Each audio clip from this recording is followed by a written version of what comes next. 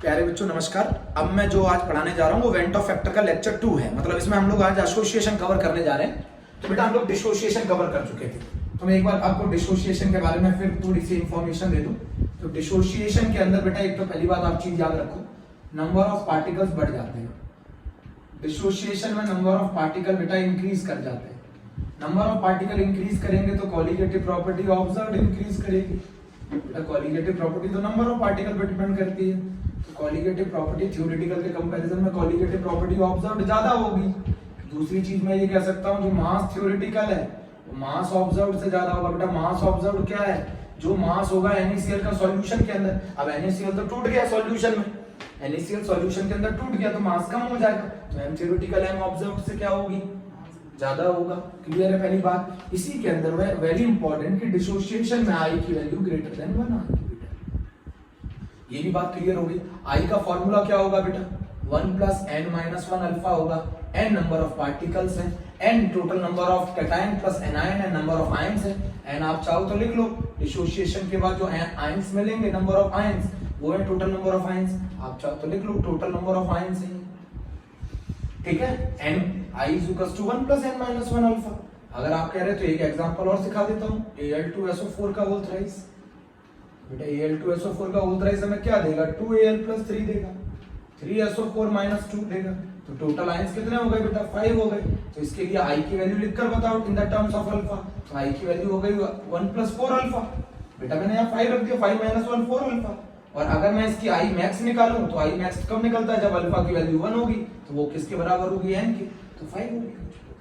बहुत आसान है बच्चों, बहुत आसान है। तो डिसोसिएशन में सारी चीजें लिख ली, अभी भी कोई रिक्वायरमेंट है। चलिए अब हम लोग जो आज जो पढ़ने जा रहे हैं बेटा वो बहुत इंपॉर्टेंट है। एक टूटने के बाद एक मोल या एक पार्टिकल टूटने के बाद कितने आयंस देता है? वही तो लेते हैं। एक टूटने के बाद कितने आयंस देता है? उसी को लेते हैं।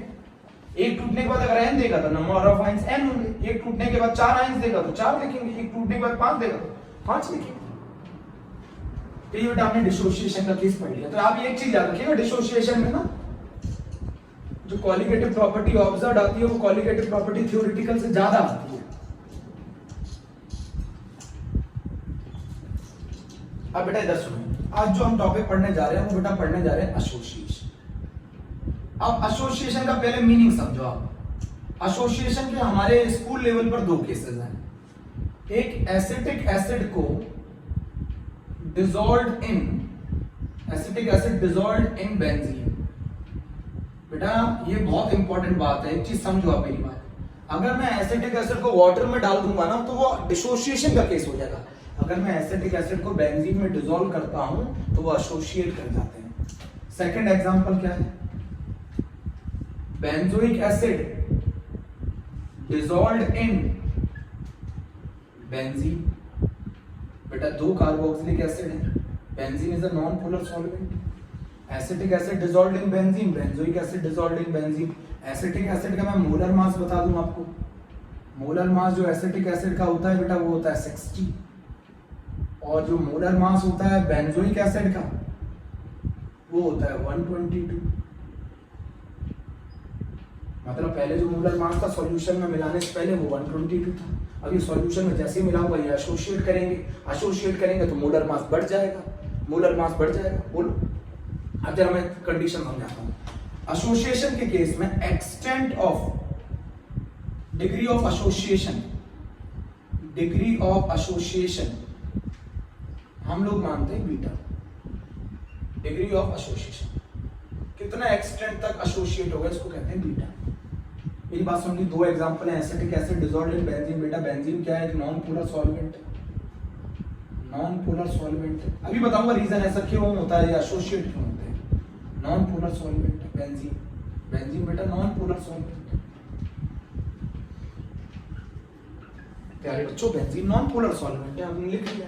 डिग्री ऑफ एसोसिएशन बीटा है। मान लीजिए n पार्टिकल्स कंबाइन होके an बना रहे हैं। n पार्टिकल्स ने कंबाइन होके an बनाया। बोलो शुरुआत में इसका मोल 1 था, इसका 0। अगर मान लो ये बीटा एसोसिएट होता है तो ये कितना बचेगा? 1 माइनस बीटा। ये कितना बचेगा? 1 माइनस बीटा।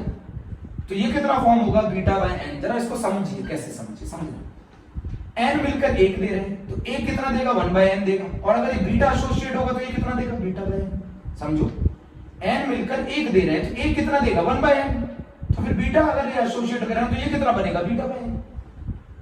मेरी बात समझ ली ना। तो हमारा I का फॉर्मूला क्या होता है, टोटल नंबर ऑफ पार्टिकल, सही है, आफ्टर एसोसिएशन और dissociation divided by total number of particle before association और डिसोसिएशन। तो टोटल नंबर ऑफ पार्टिकल कितने हो गए 1 माइनस बीटा बीटा/n डिवाइडेड बाय 1। तो ये चीज कितनी निकल के आ गई बेटा, ये आ गया 1 प्लस 1/n माइनस 1 बीटा। ये हमारा I का फॉर्मूला होता है बेटा, बहुत बहुत इंपॉर्टेंट है बीटा डिग्री ऑफ एसोसिएशन। बेटा बीटा डिग्री ऑफ एसोसिएशन बहुत बहुत ज्यादा इंपॉर्टेंट है। अगर आप बीटा निकालना चाहते हैं तो मैं बीटा का फॉर्मूला लिख देता हूँ। बीटा का फॉर्मूला होता है I minus 1 upon 1 upon n minus 1। बेटा बीटा का फॉर्मूला भी लिख लीजिए, बहुत आसान है बहुत। मान लीजिए मैं एक और चीज समझाऊं, अगर आपने 100 पार्टिकल्स डाले एसोसिएशन के केस में और 100 पार्टिकल्स ने आपस में जुड़ गए, डायमर बना लिया, डायमर का मतलब है दो जुड़कर एक बना गए, तो 100 पार्टिकल्स अगर आपने डाले और वो सॉल्यूशन के अंदर जाने के बाद 50 हो गए तो वो आपस में जुड़ गए, तो नंबर ऑफ पार्टिकल्स कम हो रहे हैं ना, और अगर नंबर ऑफ पार्टिकल्स कम होंगे तो कॉलिगेटिव प्रॉपर्टी कम होगी ना। एसोसिएशन के केस में कॉलिगेटिव प्रॉपर्टी जो ऑब्जर्व्ड होती है वो कॉलिगेटिव प्रॉपर्टी थ्योरेटिकल से कम होती है, बिकॉज नंबर ऑफ पार्टिकल्स कम हो जाते हैं। मैंने आपको बता दिया एसोसिएशन के केस में अगर आपको I निकालना हो तो ये वाला फॉर्मूला लगाना पड़ेगा 1 plus 1/n minus 1 beta. Beta की वैल्यू हम I minus 1 upon 1/n minus 1 लिख सकते हैं। बेटा ये पूरा आपने नोट कर लिया हो तो लिख लीजिएगा। अब मैं आपको एक एक चीज समझा रहा हूं, बहुत आसान है बहुत। सिर्फ एसोसिएशन और डिसोसिएशन में किसका फर्क है बेटा, I का ही तो फर्क है, नंबर ऑफ पार्टिकल्स का फर्क है। डिसोसिएशन में नंबर ऑफ पार्टिकल बढ़ जाते हैं, एसोसिएशन में नंबर ऑफ पार्टिकल घट जाते हैं। अगर आप मेरी बात यहाँ सुनना, बहुत ध्यान से सुनना बहुत। अब मेरी बात यहाँ पे यहाँ तक क्लियर हो गया, 1 प्लस 1/n माइनस 1 बीटा। अब जरा सुनो, अगर डायमर बनता है तो डायमर बनता है तो दो पार्टिकल मिलकर एक बनाते हैं, एक, इसी को कहते हैं डायमर। मैं आपको मीनिंग समझा रहा हूं, दो मिलकर अगर एक बनाते हैं तो फिर एक कितना एक मिलकर कितना बनाएगा हाफ, तो इसके लिए 1/n की वैल्यू होगी हाफ। ठीक है, अब जरा मेरी बात और समझना, अभी समझना पूरा फिर लिखना। 3a चेंजेस इनटू aq, ये ट्राइमर का केस है, तो मैं आपको बताना चाहता हूं, तीन मिलकर एक बनाते हैं तो एक मिलकर कितना बनाएगा 1/3, तो ये 1/n की वैल्यू है। तो 1/n का मतलब अभी समझाना चाह रहा हूं, अगर na मिलकर an बनाते हैं तो एक मिलकर कितना बनाएगा, आप बोलोगे 1/n। तो ये 1/n क्या है, ये 1/n है कि एक आपस में जुड़कर कितना बनाएंगे 1/n, यही चीज को बोलते हैं 1/n। तीन मिलकर एक बना रहे थे तो एक मिलकर कितना बनाएगा 1/3, दो मिलकर एक बना रहे थे तो एक मिलकर कितना बनाएगा 1/2, n मिलकर एक बना रहे थे तो एक मिलकर कितना बनाएगा 1/n। अच्छा एक और चीज कर सकते हैं, ट्राइमर में अगर आपको ये पसंद नहीं आता तो मैं एक और कंसेप्ट बता देता हूं। डायमर के केस में आप इस n को 2 ले सकते हैं, एक और तरीका है। ट्राइमर के केस में इस n को आप 3 ले सकते हैं एसोसिएशन, आप ऐसे भी करिए तो भी रिजल्ट आएगा। डायमर में अगर आप ये n बराबर 2 रखेंगे तो भी 1/2 आएगा, ट्राइमर में अगर आप n बराबर 3 रखेंगे तो भी 1/3 आएगा। आपको ऐसे पसंद हो तो ऐसे कर लीजिए, ऐसे पसंद हो तो मैं तो ये कंसेप्ट जानता हूं, दो मिलकर अगर एक बना रहे तो एक मिलकर कितना बनाएगा, उसी को कहते हैं 1/n। 1/n का मतलब क्या, n मिलकर एक बना रहे तो एक मिलकर कितना बनाएगा 1/n। मेरी बात समझ में आ गई। तो ये 1/n का मतलब क्या है, अगर मान लीजिए डायमर आ जाए तो आप ऐसे भी कर सकते हैं, 1/n की वैल्यू 1/2 होती है। अगर डायमर आ जाए तो आप n बराबर 2 भी रख दो, तो बात तो दोनों ही एक ही है, बात तो बेटा दोनों ही एक ही है। बात समझ में आई।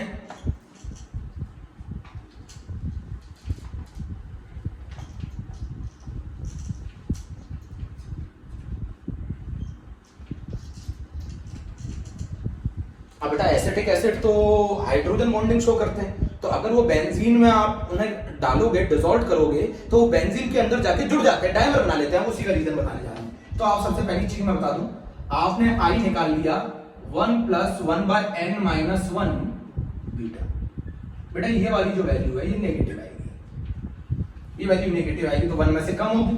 तो आप जितना बीटा बढ़ाओगे I की वैल्यू उतनी कम होगी एसोसिएशन। आप जितना बीटा बढ़ाओगे तो बीटा कितना हो सकता है, बीटा की मैक्सिमम वैल्यू कितनी होती है बेटा, ये भी डिग्री ऑफ एसोसिएशन 1 हो जाए। बीटा अगर 1 हो जाए तो I मिनिमम आएगा ना, बीटा अगर 1 हो गया, बीटा मैक्सिमम हो गया तो I की वैल्यू मिनिमम हो जाएगी। तो अगर आपको मैं बोलूं डायमर के केस में I मिनिमम कितना होगा, I मिनिमम होगा 1/2।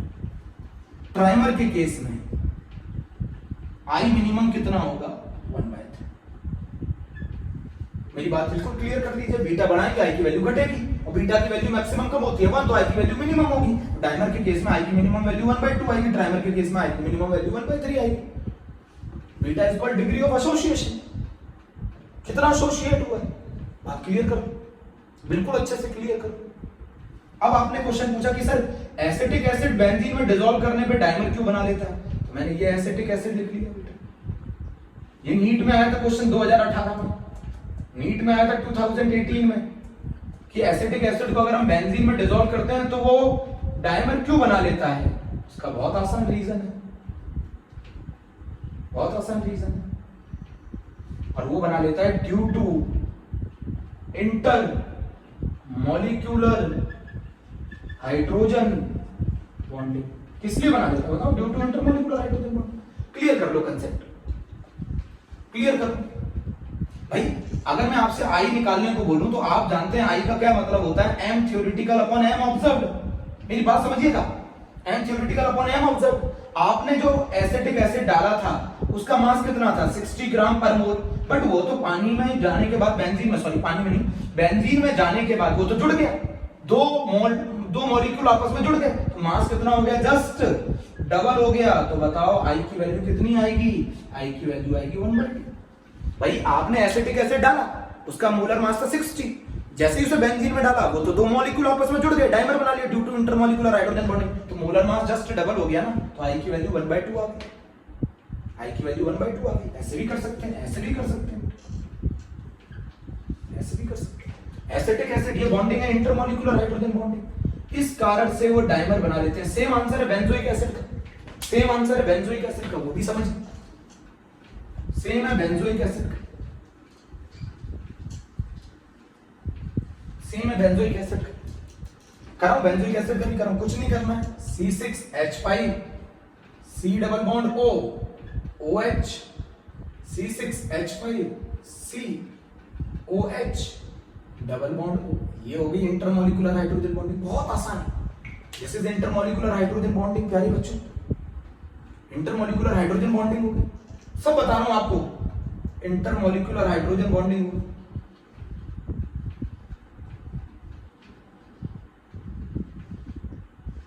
प्यारे बच्चों, मैं किसी टीचर की तारीफ या बुराई नहीं करना चाहता, हर टीचर अपनी तरफ से पूरी कोशिश करता है ना, हर टीचर अपनी तरफ से पूरी कोशिश करता है। अब वो बच्चों पे डिपेंड करता है किसका कंसेप्ट आसान लगता है, किसका मुश्किल लगता है, ठीक है, कौन किसका अच्छा तरीका है समझाने का। एक ही चीज को समझाने के अलग अलग तरीके हो सकते हैं। Intermolecular hydrogen bonding C6H5 C double bond OH C6H5 C double bond OH intermolecular hydrogen bonding, बेटा सही है। अच्छा अगर मैं इसके केस में आई निकालूं तो बताओ, इसका थ्योरेटिकल मास मैंने अभी सिखाया था 122 ग्राम पर मोल, बट इसने तो बेंजीन में जाने के बाद डाइमर बना लिया, तो इसका मास जस्ट डबल हो गया 244 ग्राम पर मोल। तो अगर मैं इसके लिए मास के थ्रू निकालूं तो आई की वैल्यू 1/2। मास ये बताओ ना, पार्टिकल आपस में जाके जुड़ गए तो नंबर ऑफ पार्टिकल क्या हो जाते हैं, कम हो जाते हैं। तो एसोसिएशन के केस में, एसोसिएशन के केस में नंबर ऑफ पार्टिकल कम हो जाएंगे, और अगर नंबर ऑफ पार्टिकल कम हो जाएंगे तो जो क्वालिटेटिव प्रॉपर्टी ऑब्जर्व्ड है वो क्वालिटेटिव प्रॉपर्टी थ्योरेटिकल से कम आएगी। बट इसका जस्ट अपोजिट, जो मास ऑब्जर्व्ड है, क्योंकि जब जुड़ेंगे तो मोलर मास बढ़ेगा, वो ज्यादा आएगा एम थ्योरेटिकल से। आप इस बात को क्लियर कर लो, आप इस बात को क्लियर कर लो, बिल्कुल क्लियर कर लो, बहुत आसान है, बहुत, दोनों मैंने परफेक्ट बता दिए, आपको रिक्वायरमेंट नहीं है, पूरा क्लियर कर लो। हो गया बेटा ये क्लियर?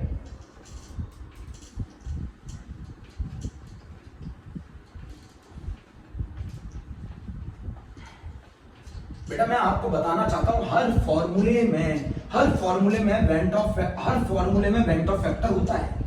मान लो ग्लूकोज का जो केस था, ग्लूकोज में अगर मान लो आप ऑस्मोटिक प्रेशर पता कर रहे हो तो फॉर्मूला ये होगा ICRT, बट ग्लूकोज के लिए आई की वैल्यू क्या होती है 1, तो हम लोग ये ना लिखकर ऐसे लिख देते हैं डायरेक्ट। बट इसका मतलब ये नहीं कि हर फॉर्मूले में वेंट ऑफ फैक्टर हर किसी में लगाया जाता है। वेंट ऑफ फैक्टर के लिए आपको लगाने के लिए सॉल्यूट को देखना होगा, अगर सॉल्यूट सॉल्ट है और अगर मैं उसको वाटर में डाल दूं तो वो डिसोशिएट होगा, और डिसोशिएट होगा तो आई की वैल्यू ग्रेटर देन 1 आएगी, आपको लगानी पड़ेगी। अगर आप बेंजोइक एसिड को बेंजीन में डालेंगे तो वो एसोसिएट होगा, उसमें आई की वैल्यू लेस देन 1 आएगी। तो मैं अभी एसोसिएशन का केस समझा रहा था। ये तो बेटा मेरा नॉन इलेक्ट्रोलाइट के लिए है, ग्लूकोज हो गया, यूरिया हो गया, शुगर हो गया, ठीक है, इनके लिए। अब मानिए एसोसिएशन में जो मैं आपको बता रहा था, एसोसिएशन में आई की वैल्यू ऑलवेज लेस देन 1 होगी। Very very important. डिसोसिएशन के लिए आप रिजल्ट लिखो, डिसोसिएशन के लिए आई की वैल्यू ग्रेटर देन 1 होगी। नॉन इलेक्ट्रोलाइट के लिए आई की वैल्यू इक्वल टू 1 होगी। एसोसिएशन में आपका आई का फॉर्मूला होता है 1 plus 1 by n minus 1 beta. मेरी तरफ बोलना सीखो। एक जुड़ने के बाद कितना देते हैं उसको कहते हैं 1 बाय n। एक जुड़ने के बाद कितना देते हैं 1 बाय n। डिसोसिएशन में क्या बोलोगे 1 प्लस n माइनस 1 अल्फा। एक टूटने के बाद कितना देते हैं उसे कहते हैं, एक टूटने के बाद कितना देते हैं उसे कहते हैं। इसमें नॉन इलेक्ट्रोलाइट है, आई की वैल्यू 1 होगी, आई की वैल्यू 1 होगी। अब जरा मान लो मैं एक कंसेप्ट बता रहा हूं, ये अभी सीबीएसई बोर्ड 2019 में आया था। आइसोटोनिक सॉल्यूशन के लिए असली में रिजल्ट क्या होता है, तो अगर मैं आइसोटोनिक सॉल्यूशन आ जाए तो हमारा रिजल्ट होता है I1 पाई1 इज इक्वल्स टू I2 पाई2। दोनों का वेंट ऑफ फैक्टर मान लो, अगर एक तरफ ग्लूकोज है, एक तरफ आपका मान लो NaCl है, एक तरफ ग्लूकोज है, एक तरफ NaCl है, तो NaCl के लिए I की वैल्यू 2 हो जाएगी और ग्लूकोज के लिए I की वैल्यू 1 हो जाएगी। तो परफेक्ट फार्मूला ये है। अगर मान लो दोनों नॉन इलेक्ट्रोलाइट है, अगर दोनों नॉन इलेक्ट्रोलाइट है तो आप ये लिख सकते हो पाई1 बराबर पाई2। दोनों अगर नॉन इलेक्ट्रोलाइट है तो दोनों के लिए I की वैल्यू 1 होगी। बट असली में तो I हर समय लगा होता है फार्मूले में, वो तो नॉन इलेक्ट्रोलाइट के लिए I की वैल्यू 1 होती है, इसलिए हमें कोई टेंशन नहीं होती। इसीलिए लगाओ या मत लगाओ कोई फर्क नहीं, बट असली में रिजल्ट तो ये है। अब इसको आप ओपन कर लो, ये बहुत इंपॉर्टेंट है, इसको ओपन कर लो तो बताओ क्या बनेगा। I1 C1 RT is equals to I2 C2 RT। बहुत सारे बच्चों ने गलत किया, I1 C1 RT is equals to I2 C2 RT, C RT RT cancel, ये आ गया I1 C1 is equals to I2 C2। आपको मालूम है आइसोटोनिक में वॉल्यूम भी सेम होता है, तो ये हो गया NB1 is equals to I2 NB2। बिल्कुल क्लियर कर लेना। I1 NB1 को ओपन कर दो, WB1 upon MB1, I2 WB2 upon MB2। Clear करो प्यारे बच्चों, क्लियर कर लो। पूरा रिजल्ट मैंने बता दिया है।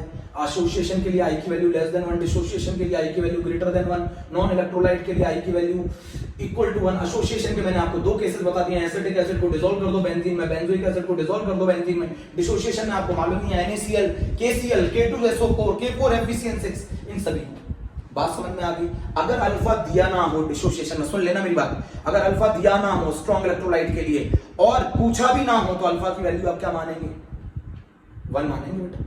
कंसेप्ट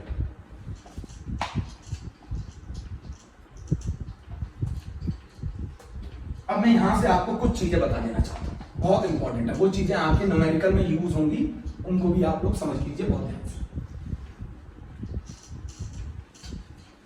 जैसे एसिटिक एसिड है, मेरी बात समझिए, एसिटिक एसिड है CH3COOH, ये वीक इलेक्ट्रोलाइट है, ये डिसोशिएट होगा। ये आपके एनसीईआरटी में बहुत इंपॉर्टेंट है, CH3COO minus plus H plus. बेटा मैंने इस बार एसिटिक एसिड को किस में लिया है बेटा, वाटर में लिया है। वाटर में लिया है तो डिसोशिएट होगा।